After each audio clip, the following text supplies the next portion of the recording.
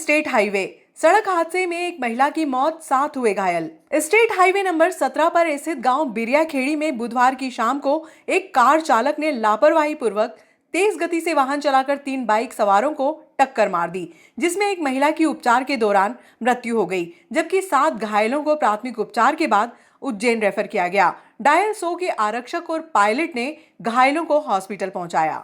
State highway number 17 पर गांव बिरियाखेड़ी में बुधवार की शाम को कार क्रमांक RJ50CA1358 के वाहन चालक ने लापरवाही पूर्वक तेज गति से वाहन चलाकर 3 बाइक सवारों को टक्कर मार दी, जिसमें महिला धापूबाई, पति जगदीश उम्र 55 वर्ष, ढलोद राजस्थान की उपचार के दौरान ही मृत्यु हो गई, जबकि शांतिलाल पिता बगदीराम उम्र 55 वर्ष, नवीन पिता शांतिलाल उम्र 36 वर्ष, बगदीबाई पति शांतिलाल उम्र 54 वर्ष, घनश्याम पिता लक्ष्मी नारायण उम्र 45 वर्ष, अनीता पति घनश्याम उम्र 42 वर्ष, मुकेश पिता मांगीलाल उम्र 38 वर्ष, खुशी पिता घनश्याम उम्र 5 वर्ष घायल हो गए। डायल 100 के आरक्षक संदीप राठौर, पायलट दिलीप पोरवाल ने घायलों को सरकारी हॉस्पिटल में भर्ती करवाया। घायलों को प्राथमिक उपचार देने के बाद गहन चिकित्सा के लिए उज्जैन रेफर किया गया।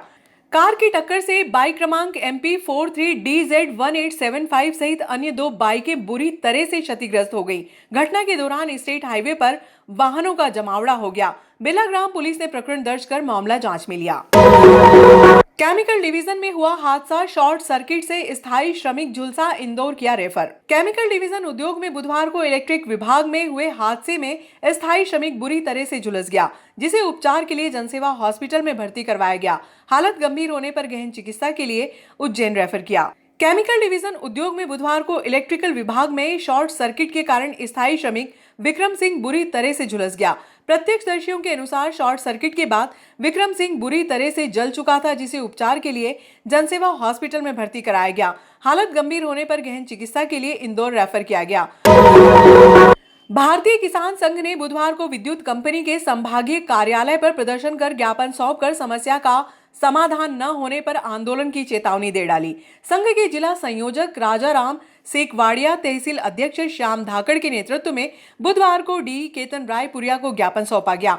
ज्ञापन में बताया कि घिनौदा मंडल क्षेत्र के गांव नारोली में दल्लाजी वाला 100 HP का ट्रांसफार्मर कई वर्षों से ओवरलोड चल रहा है, जिसके कारण ट्रांसफार्मर बार बार जलता है। इस ट्रांसफार्मर पर स्थायी कनेक्शन के 30 किसान उपभोक्ता हैं, जिस पर 149 का लोड है।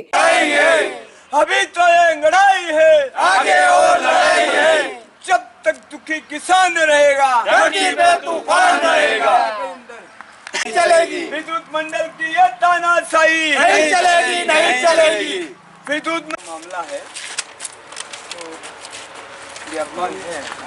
ज्ञापन के माध्यम से ट्रांसफार्मर को अंडर लोड करने की मांग की गई। 2 दिन में समस्या का समाधान न होने पर आंदोलन करने की चेतावनी दी।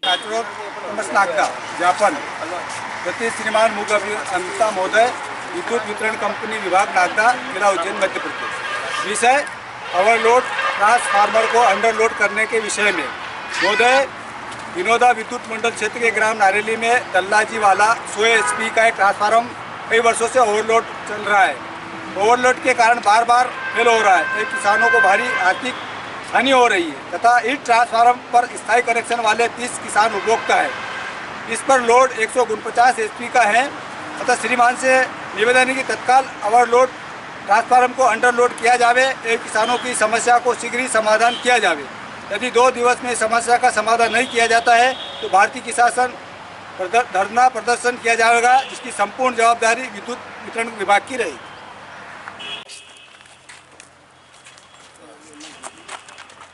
जिलाधिकारी हाथ लगा दो ना।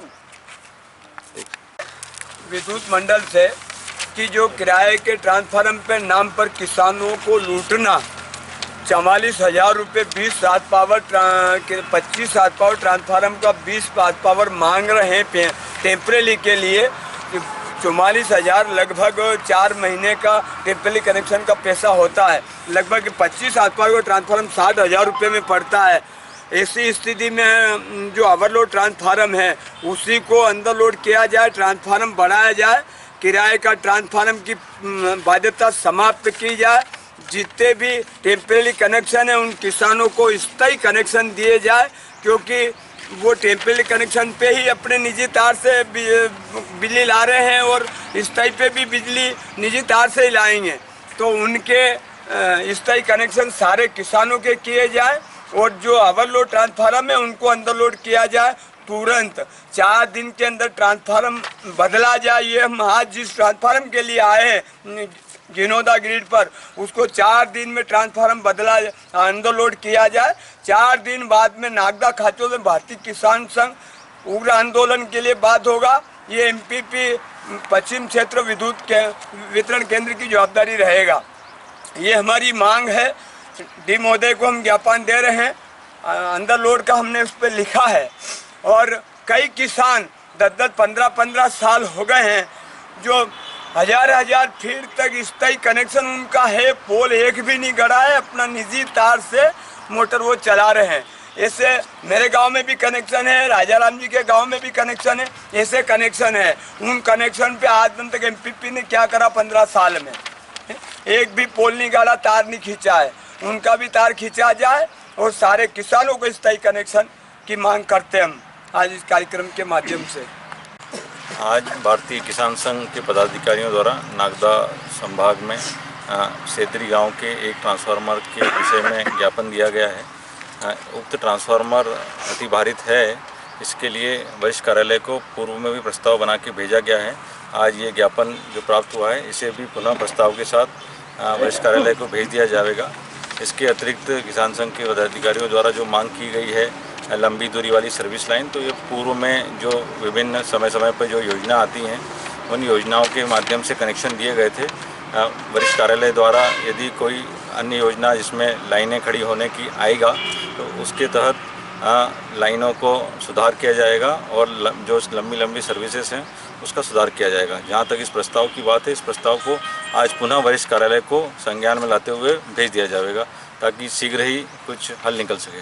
धन्यवाद। खाद की किल्लत से परेशान किसानों ने किया प्रदर्शन। जय किसान, जय जवान, जय किसान, जय जवान, जय किसान। जो सरकार खाद की दे ना सकी वो सरकार निकम्मी है, वो सरकार निकम्मी है, सरकार बदलनी है। खाद की किल्लत से परेशान किसानों ने बुधवार को एसडीएम कार्यालय पर प्रदर्शन कर मुख्यमंत्री को संबोधित ज्ञापन एसडीएम को सौंपा। ज्ञापन में किसानों को पर्याप्त मात्रा में खाद व यूरिया उपलब्ध कराने की मांग की गई। भाजपा मुर्दाबाद, मुर्दाबाद, मुर्दाबाद, भाजपा मुर्दाबाद, मुर्दाबाद, मुर्दाबाद। किसानों को खाद भी दे न सके वो सरकार नहीं है। जय जवान, जय किसान। खाद की किल्लत से परेशान किसानों ने बुधवार की शाम को जिला पंचायत सदस्य राधा भीमराज मालवी के नेतृत्व में एसडीएम कार्यालय पर पहुंचकर प्रदर्शन किया। प्रतिनिधि भीमराज मालवी ने बताया कि डीएपी व यूरिया खाद न मिलने से परेशान हो रहे हैं किसानों को अन्य नंबरों का खाद लेने पर विवश होना पड़ रहा है। शासन द्वारा 70% खाद सोसाइटी व 30% मार्केट में उपलब्ध कराने की बात कही जा रही है। इसके बाद भी किसानों को खाद नहीं मिल रही है। 25% ऋणी या 40% ओवरड्यू किसानों को सोसाइटी के माध्यम से खाद नहीं मिल रहा है। बाजार में किसान ठगी का शिकार हो रहे हैं। 1700 रुपए की खाद 1750 रुपए में खरीदने में विवश भी होना पड़ रहा है।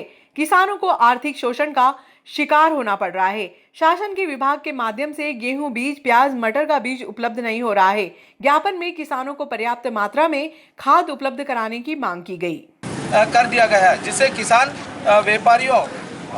व्यापारियों के ठगी का शिकार हो रहे हैं। खाद, डीएपी व यूरिया के लिए किसान शहर व दुकान भटक रहा है, जिससे 60% किसानों को डीएपी खाद नहीं हो रहा है व अन्य फर्टिलाइजर्स खाद का मूल्य 1700 से 1750 रुपये तक का खाद किसान खरीदना पड़ रहा है।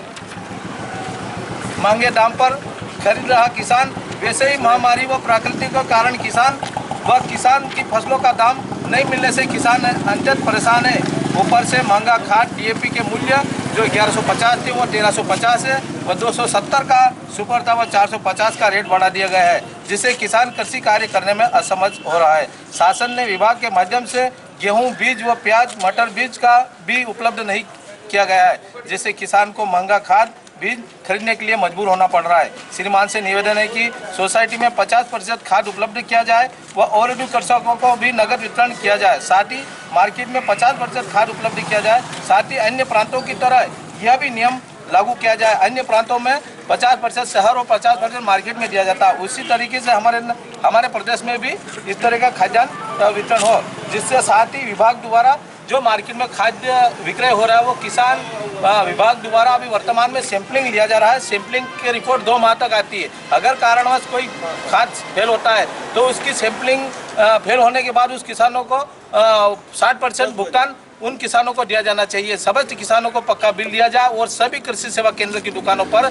रेट लिस्ट लगाई जाए कि ये रेट प्रशासन ये रास्ता न देखे कि किसान कोई शिकायत करेगा तो हम कार्रवाई करेंगे। प्रशासन की जवाबदारी, प्रशासन हर दुकानदारों पर रेट लिस्ट तय करे हर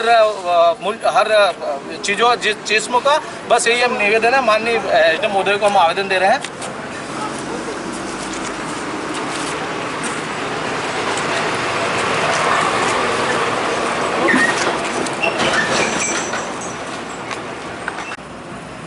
आज राधा पिता भीमराज मालवीय जी वाटर मांग 16 से जो जिला पंचायत के सदस्य हैं उनके प्रतिनिधि एवं अन्य ग्रामीणों के द्वारा एसडीएम कार्यालय में आकर माननीय मुख्यमंत्री महोदय के नाम ज्ञापन दिया गया है, जिसमें मूल रूप से किसानों को डीएपी एवं यूरिया खाद समय पर उपलब्ध कराए जाने हेतु निवेदन किया गया है।